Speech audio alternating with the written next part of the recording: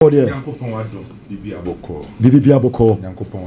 Kwame Dela. And that's where Shabula Sisi birthday. Shabula Sisi. And then the birthday. Focus Institute of Journalism. Or more paying pa. Shaibu. And sweet in the birthday. And okay. Sabako Bim dear. Maybe I'm going to ask you. Yenin Ken, and now Quack Monday, no mamma kakra because we can now and a dorsal. So may a kakra canametimia cover areas in the brie. As usual, my mention same free Spain, said ye drew Mondays, I may no. Matches kakra course Spain. Barcelona kwa we could we need 2-1 against Valladolid. Sa 3 points way, now a very important 3 points at my Barcelona. A gamer. Se Barcelona elusu ya na omo draw ya anke the pressure kese baba beto Barcelona for so La Liga nim because the moment ombe lusu anaso omo be draw game no ma Real Madrid for advantage. Then again omo boy UEFA Champions League match nya do match na sanke ade se enura Barcelona drop sa points na anke besa the pressure kwa to Barcelona for so na hu be hia se Barca be peke sa 3 maximum points which na very important. Barca nyame aduma Tuesday kwa we wo Milan against Inter Milan. So coach ni decide say ni key players ni bebre wo ho a obema o ma rest kakra no metimi anya enough energy e de akopie mo UEFA Champions League game against Inter. So playing against Valladolid, coach ni decide say obi to say Pau Kubasi, Inigo Martinez, Oshe Ferran Torres, Rafinha, Lami Yamal, Dani Olmo, Frankie de Jong, and these are key guys on any good day. Almost shall say the Barcelona by coaching decided so be rest your kakra because of Tuesday game no, which na a understandable because a Barcelona or Kwakobo Valladolid and said that nye team abeka so muhu sa team ni mpokra no ono no on the bias here ho anyoma nkoyi mfama no enti sa o rest sa key players we now use the likes of Paulo Victor, Ansu Fati, and Femi Lopez no sa guys da. Oh, you rest assured, say, Ubetima compete, no way to me at the 3 maximum points, and a coach the yes, no. Unfortunately for Barcelona, almost consider early go. I'm after the pressure kakraba Barcelona, so go now Barcelona consider, you know. To me, a deflected here by now the position of Marc-Andre ter Stegen, no, na question marks kakra ewo ho. By em fa say Barcelona consider is early go no. Ken Barcelona e control game ni Barcelona da no. Omo pini Valladolid for man kasa half. Omu circulate balls no, omu hold ball no, omu attack bebre. Enfa hu se no ma rest key guys no munye opportunity chance here no na dominate game ni nyina. But no omu mesi ade mienu. Na omu mesi a creator from the wide area. Ana na omu se mesi a finisher. Enya dia na Barcelona for mesi until say Lamine eba game nim, Rafinha ba game nim no. Afidi hu se ne oma sesa kakra ede ma Barcelona bobokuo no ye benya Rafinha oba be shego ye hu ne performance Lamine be mu no o chase say all creative from the wide area or draw players now around him and share sa pass no de koya Barcelona mpo create mi share sa go no so you know na Barcelona be hia sa 3 maximum points na timia position omu ye e La Liga no na Barcelona be hia sa 3 points no na eyi pressure e de from so proud to UEFA Champions League game no so league ne de eye Barcelona for ne show munsem se Real Madrid for betima back aba be La Liga na ade se Barcelona na nkasa decide se omo the league na eche Real Madrid for league ne de metima ka say the last time I catch you say 80% more than 80% say Barcelona fa say your massa komenim omo obe 95% say La Liga no beje 2-1 win no na a very important win for Barcelona omo wie na Real Madrid for so beje baton no ana omo ne Celta Vigo omo win 3-2 again Madrid for no wogidie say enfa hu sa Barcelona lead La Liga no ombetimi a chase Barcelona for normal hope say Barcelona best sleep no more Real Madrid for take advantage ento mo se league no ma be mumbu so Real Madrid for real game nim no omo de ani bre eni ahofama na emu eden and the real game against club e friend say Celta Vigo ana okonya sa 3 maximum points no odi kancha ne 3 e tire no otena ho ana Vigo for ne chase say omo tete kaba the end of the 90 minutes Madrid enya sa 3 maximum points ye ball game ni wie no at the end of the 90 minutes again the talking point player obi e kana asem no eye adagule Madrid e kobo Hetafe game no ye ball game ni nyina wie na player ye bo ni din eye adagule sa game no against Hetafe Carlo Ancelotti ma adagule operate as a deep lying playmaker or dictate the game direction of the game the tempo of the game and osa share go e make sure so be the difference against Hetafe weekend way so against Celta Vigo Oma Adagule more offensive role aye hu say Adagule eye more of a creator the prime mover a otimi ma assist esa hye egu a obi esa ebo akra na baso ken asem we ya kan obi bi o follow football bia no ohwe Adagule bi enim say akra ne talent no untimi in question ne quality untimi in question anytime bi obenya opportunity bia no o demonstrate the reason why na teams akese te say Barcelona mu nyina epe no wa kire say onimbo na nkasa bo dia kan ye playing time me hope say next season coach obeba Real Madrid say Carlo Kodia the new coach obeba Real Madrid no obenya gidie wo Adagule mu no amasa akra ne confidence na akra no ma ne confidence na ma ne playing time akra ne betima perform very well no adru sam pempenso na obi expect Adagule so obedru no again or say still show no e wo Bernabeu playing against Celta Vigo an important win for Real Madrid audi Chelsea and Real Madrid camp no anasa Real Madrid boboku no they taking news ni nyina no Arnold one announce say at the end of the season o free Liverpool boboku nim not na ni akire boboku fufuro which ye nyina nim say Arnold or Real Madrid na Arnold a statement or the buy no or say after 20 years o free Liverpool boboku no at the end of the season na a decision back wa den de mano because Liverpool ye ni bibia na the current of Liverpool no Liverpool for paying for try say o ne be kasa no ma extending the contract no o free Liverpool enyes kasa munti no free Liverpool but a new challenge because on him say potential say woni mu no onya new challenge na and the best ye hu sa potentials ni say ne de I say o feel say why very comfortable why relax e will Liverpool into a new challenge that's the reason why o free Liverpool no join Real Madrid bobuku no na no match etwemu bosome match etwemu no aye ko international break no ana Arnold e call slot office ana ko kache Liverpool for head coach say at the end of the season ontimi ntoaso bi emu fama Liverpool bobuku no Liverpool for coach any Arnold were office or e try so be convince Arnold okay bi aba Arnold so explaining the reason why your person oko Emma coach ni ye say on disrespect Arnold a decision or be respect Arnold so bosome match etwemu no ana Arnold e call slot office kobo na mane ana slot ehira no say obetimako na Arnold ni agency eye PLG sa bosome match na so no moko kache Liverpool mpanyim for say negotiation no ma sha ase no omo ntimi ntoaso because abrante ni decide say opese oko ekoye ntoatoa ekoye negotiations by omo respect Arnold decision so match etwemu no ana Arnold officially communicated to Liverpool for say ontimi ntoaso but the current one for about 10 years say no opese Liverpool for concentrate e wo Premier League no so Liverpool for G League ni wie no ana Arnold eba abonten ebe ka say ni die at the end of the season oko obi bi onim Arnold bi enim say Arnold ni bibia ye Liverpool ye wonu Liverpool ekrom ho Liverpool no abo from nem kra brema abesi ne ye Liverpool na ama Arnold opportunity we do some pempenso ye awedru no enti say what check Arnold the fit is over Liverpool for senior side why you very loyal to the club were fighting for the club high level of commitment we show professionalism we show wetimi aboa ma Liverpool for aye successful in recent years enti say who throw Liverpool for abakose man untimi nyi Arnold mfam film Premier League no waboa ma magibi FA Cup no magi Community Shield no magi UEFA Champions League oboa ma magi Super Cup UEFA di magi FIFA Club World Cup magi so every important trophy bia no Arnold aboa ama Liverpool bobuko na timi agibi enti oye obi a we penny dues with Liverpool team no so when they say that time when I the right time obetime free Liverpool bobuko ni ma the only thing you need to do is to respect the decision of Arnold because we penny dues you will players ni bi wo ho a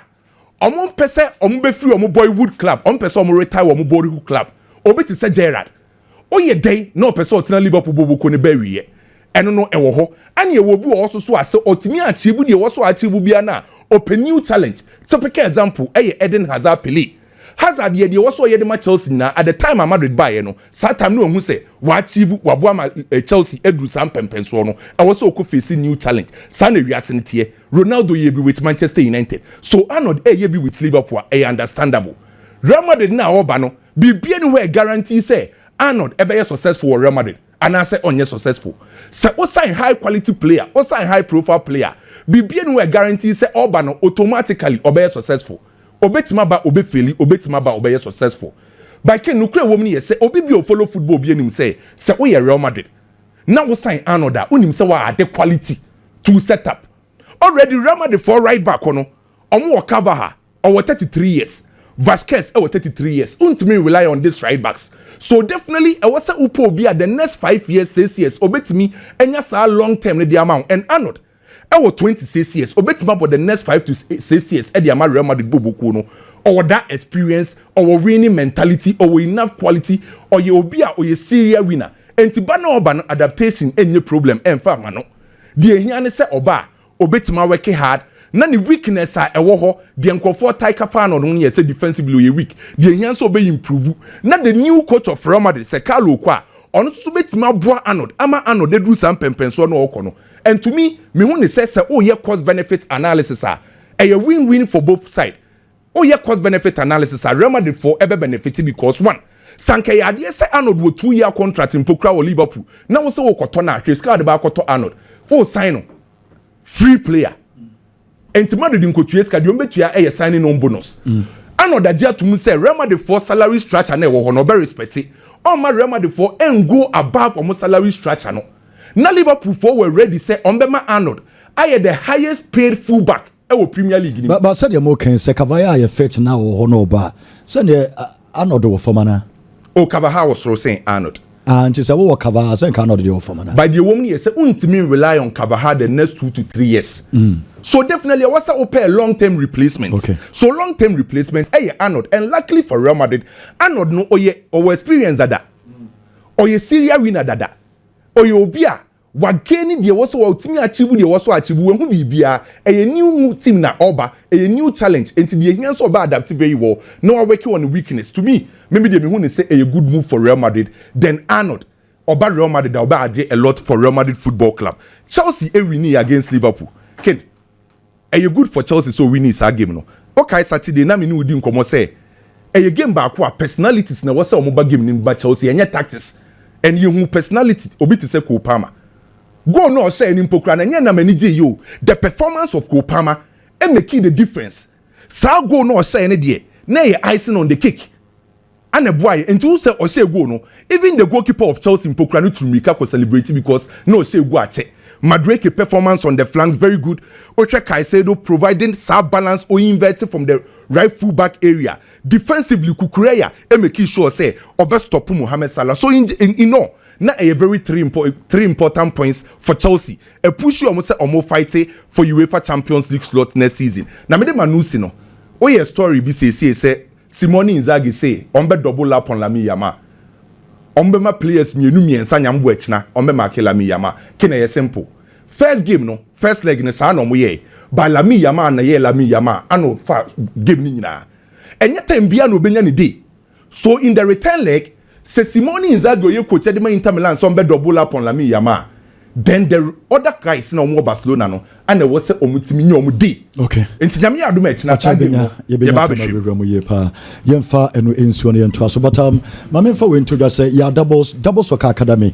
Others nyame adom ye or the fixtures na about time or the be justify no.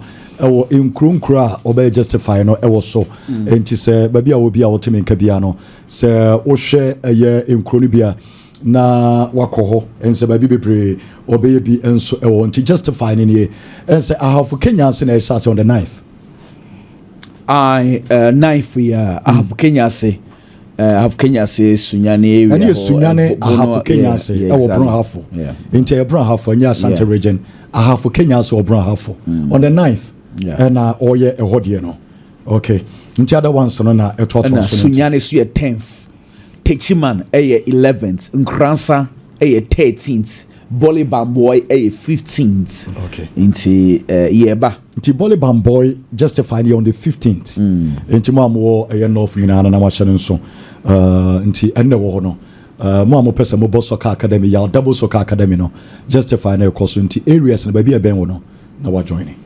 Almost ages in the 15 to 20 years. That doesn't. But I say, Nyamisha, na mamin twaso. Baby, I was will be a mamisha ni pa dunkar no fin, and I was na Ken Prince Alexander and Samono, me pesa me de manu tumu kakra. Na a very sensitive topic. Depends on where you are looking or you are analyzing from. Say Madrid offer Steve McManaman, Michael Owen, Trent Alexander-Arnold for just 8 million. I want to repeat it. For just 8 million. For 3 Liverpool stars. We a Liverpool fan, you will not be happy. Say and I will support Liverpool. I'm sure you will not be happy. Now, some way, ne can't think pa. Okay? Omu 80s. They grew up falling in love with the Italian football. Why? Because Italian clubs, they had money, they played good football. In the early 90s, more Italian Syria. In fact, now we follow a footballer. It was all about Inter, Juventus, AC Milan, Roma, because stars and Obia Soria, Obobo crowd were English Premiership, Obobo Bibia, everywhere. Obia na the dream is to go there. It is those days over Inter Milan, Lothar Matthäus, Klinsmann, Andreas Bremer, stars. Inter Milan, Roma had Hudivola, Napoli, they had Diego Armando Maradona, AC Milan had Ruud Gullit, creme de la creme. They were stars, baby, no more, yet they wanted to play in the Italian Serie A. Make a studio second. From 90s more. I can say 95%. Every player, Omu dream is to play for either Madrid or Barcelona. Sam Kwadanwa, Omu from 90s, 91, 92, 93, 94. Omu they grew up watching Barcelona. Barcelona born fair because of Ronaldinho. Doduana grew up supporting Real Madrid because of the Galacticos, Ronaldo, Figo, Zinedine Zidane. It is our place, that should be, I would want to play for either Madrid or Barcelona. Sankofono. Sedum Pempenswobi, na Madrid be knock you on door, Barcelona be knock you on door. You cannot stop them. Unti stop you. So it is normal for players to idolize these clubs. And now no Laporta buy. Now I don't want to go far. Now Laporta buy. Now Barcelona were struggling. You know what Laporta did?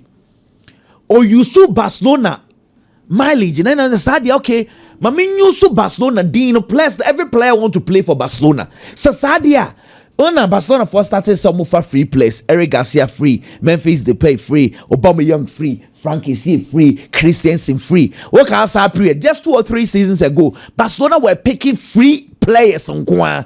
And the Madrid fans never cast Barcelona for the free. Why? It was a business idea. Barcelona Nisika. Let me use Barcelona's name because every player want to play for Barcelona. Momra, about 1 or 2 seasons, I sell you. Within 2 years, Barcelona were able to come back because they use Omudino because every player want to come there. Make can say, Ken, baby Madrid was say no. Majority of the players want to play for Real Madrid because they grew up loving Real Madrid. Some players I can't 2 years. Now Madrid show say me pewa. It is difficult to convince them. However, this is where I dissent. Ken, Eden Hazard, 2016, and the Madrid started to almost show interest. Hazard wanted to play for Real Madrid. Hazard, not a Pesobo Madrid. Not our contract until 2020. Hazard, 2017, Madrid for buyer. He still insisted. In fact, Chelsea wanted to extend his contract to 2022. Or someone train. Madrid wanted to get Eden Hazard on a free. A Hazard. And the June Pempen so no means me free Chelsea free, sir. Eventually, Hazard forced Madrid to pay 100 million to the extent he said Chelsea for benefit say yama now yana omutu sika over 46 million pounds. Ni nyina ye bonuses. Hazard decided not to go for free. He decided, say, remember Chelsea are benefiting from a contract and some. Today, Hazard, or Chelsea, they idolize him. Or Madrid, though amfa, but any bad biasa, one go free. But me feel say maybe a Trent Alexander Arnold, maybe a Bobo Edrun. Ken, 20 years at a football club. Look, why they say so ye? Okasa Okwa, he does not deserve to say supporters in the machine Jesus. But you know what I do? The supporters are thinking, say, Yatitia Kwadam and never do pempen so be 26 years. The players playing very well, all call for free. Say all Queen and Liverpool enya kakra did a tone one. I am not sure the anger never do this level. All call for free. And she Jason. Okay, there ya. And that's why I feel say. Okay, no I think say honestly, me honestly me feel say say Trent. I find a way I need be a Liverpool be kakra dey fit the deal anymore. What I say because ebeya ya say Trent best start Real Madrid. Now Liverpool for the best friend traitor. Really? This guy has done very well for Liverpool. And yes, they do this level. Well, anyway, I have no doubt. And I want to say it. Papa. Well, we'll have a conversation about that one later on. Ken, me Madrid in Celta Vigo game. No, I would want to say this. Barcelona, they've always had bad defense, but you don't see it because Xavi, Busquets, Iniesta, Faso, Omo Bobola, they be under pressure my defense. So a basic rule of football will say if you have bad defense, make sure the ball no could drain him wa ball ne be check and win him one sana benichi. Ken Madrid 3-0 up by 3-0. Madrid in your ball against Celta Vigo na Jude Bellingham. What's the name? Someone for ball mommy. Na Vinicius Junior attending in someone for ball man. Any problem? Bonnie be do more. Instead of them to hold on to the ball, keep passing the ball. My pressure na ewo defenders na so na esonte no. Obi aji ball no obi apeso ko se go. Mbappe ko opeso bo hat-trick. Vinicius Junior enche go. No ho yere no. Opeso ya akose go. Ene ma Celta Vigo for no start say Madrid Jibon, no much Jibon in the film Madrid. Some no the pressure about defense and so they started even creating chances and said on measure one. No go for national one. 3-1. Now Madrid are passes still. Vinicius Junior Jibon or no kwa no ekulusu ball no. Na Mbappe or no kwa no ekulusu ball no. Bellingham. So they kept on doing that. On one fair pressure man Celta Vigo. Sanka Celta Vigo said the third goaler. I would not blame Carlo Ancelotti. I would not blame the defense.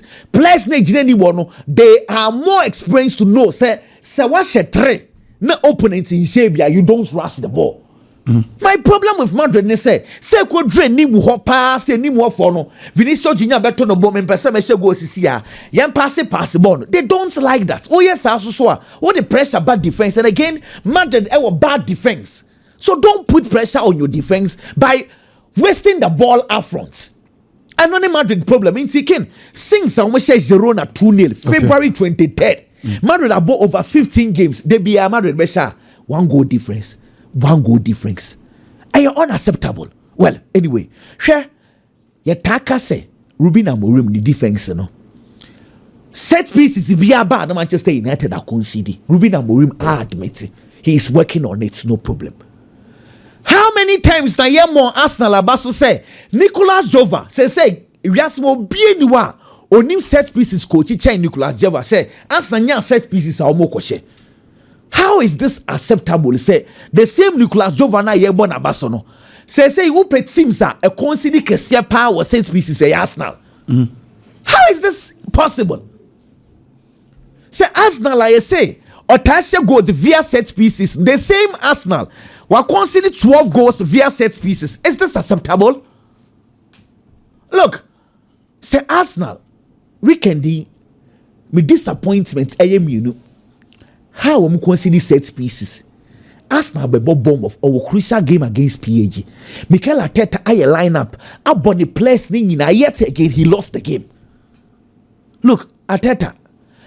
Or the one at to level be so onim no lose to PAG and the supporters are going to refer him say we can do because PAG rested the place na apart from Ruben Neves or start here in free mo or rest players ni na why did Arsenal decide they said may bought the entire first 11 yet again you lost so what is the point Ateta the whole 2 level view say season ni na will be defined midweek so lose eka asem we see me see endo Edelson Biggy bra kakra na menhwe ye hweba bia hwehwem kakra ma me can my mention from Chelsea game no Chelsea played against Liverpool.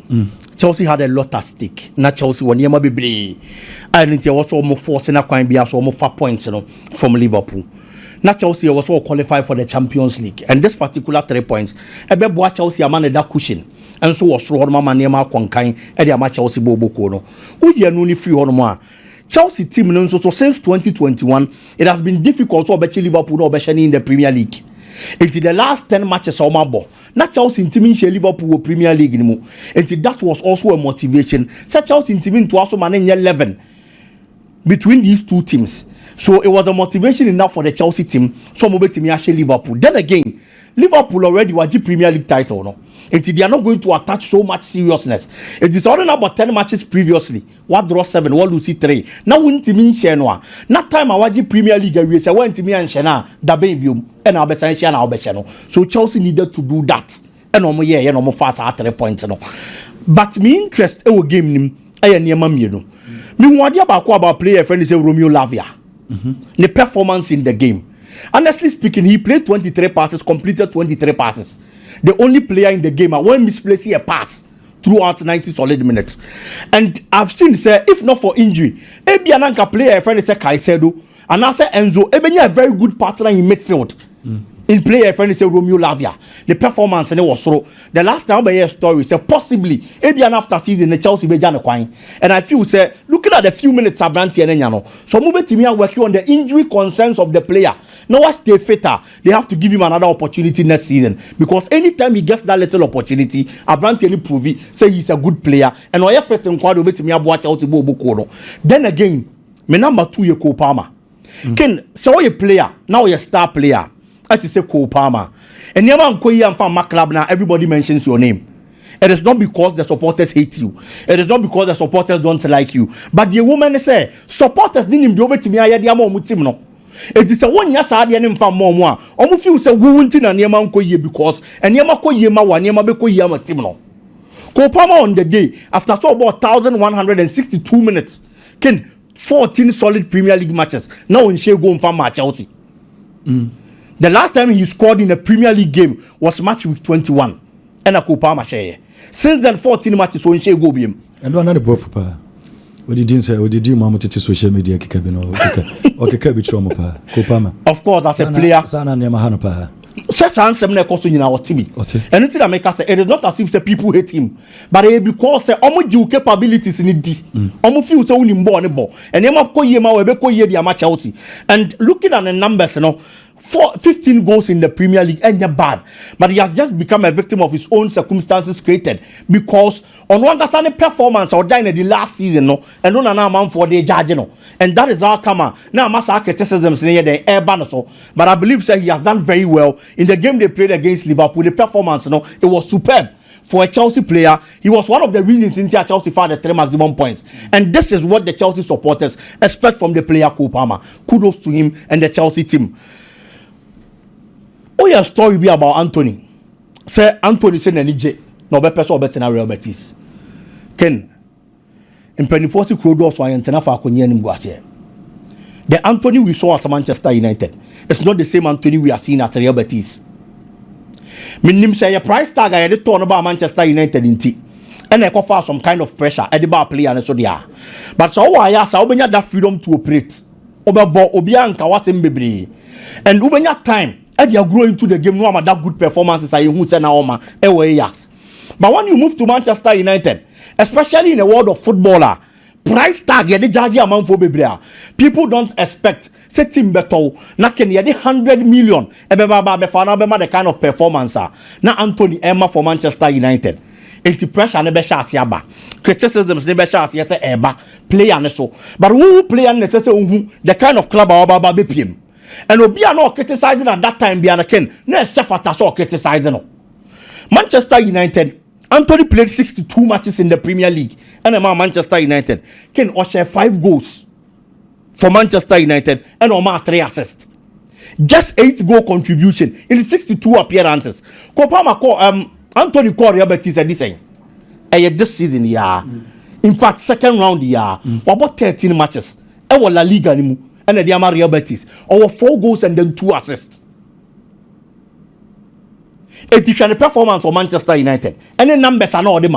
So we about 62. Now we just 5. No more assist 3. No one about 13. Our Real Betis. No one 4. No one assist 2. Clearly, the chairman say, "O performance or Real Betis no was through the chain Manchester United. You know, baby." It is all a player. Ubenya sumbi on na why you juma because you are settling well. It is for me. I am going to tell him say, don't you shouldn't even think of coming back to Manchester United. Because Manchester United grounds in your favorable. Maybe United Ginano. Omo here players are by and now hitting the ground running. And you are not a player over 19 years. When you player over 18 years, ni akase uko bolo na ba no wako better on wako experience about Manchester United. Oh, 25 years old. You should be in your prime. You should be in your peak at this time. And this wako play ball Real Betis. Na nyama kon kind mawa. Asumdie ni wo ho.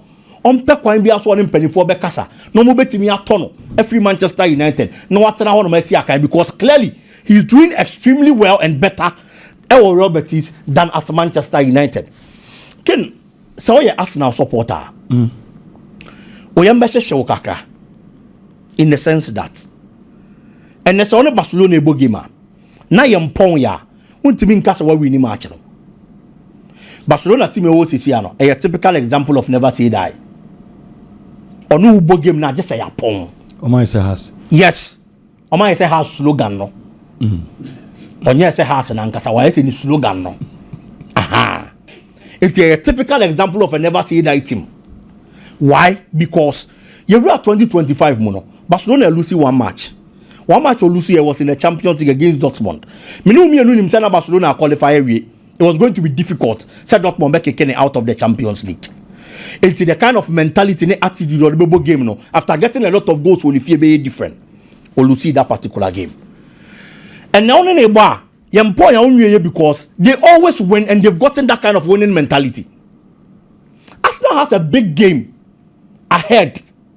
After so many years for Champions League, Arsenal go PM at the semi-final stage. That it is a one-year opportunity. No, go PM semi-final.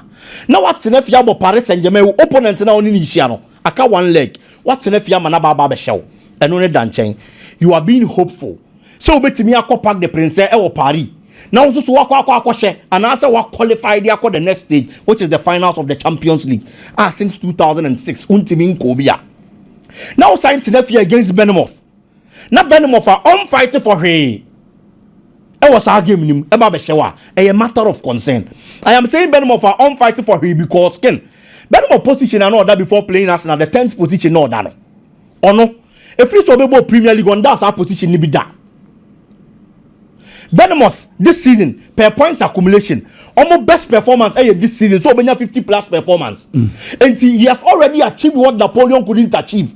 It is all your Arsenal now when here winning mentality they are about Paris Saint-Germain game and was all gather momentum from wins I'll be about Paris Saint-Germain game now. This is not the kind of performance as I say Dynady. And I know name a problem. Arteta has to talk to the boys, the big guys. I was almost stepping up. Odegaard no man almost stepping up. They were making mistakes on the day. Emma costly. Emma Arsenal losing game, you know. I believe say the game against Paris Saint-Germain an easy game. What about Real Madrid? Say me if you are. I am going to say this is their biggest game of the season. It's in fact these kind of losses and a poor performance and our game anymore. They have to work on that. Okay, well, medase pa na mamen call commercial break in resist ya meba ya baba to aswani Biggy and Simbi Bro Kwame no wa crowds posted